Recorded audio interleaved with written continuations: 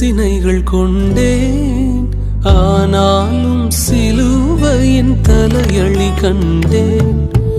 அசடம் என்றே அசட்டை கண்டேன், அசராவும் அசரங்கள் தாங்க கண்டேன்.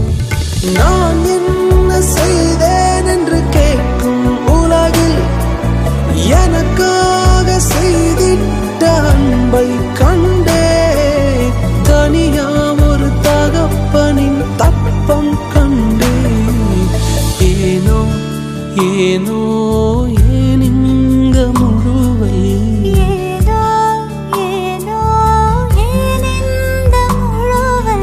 அசத்த நாம் என்மேல் ஆசத்தி கொண்ட அசத்துருவ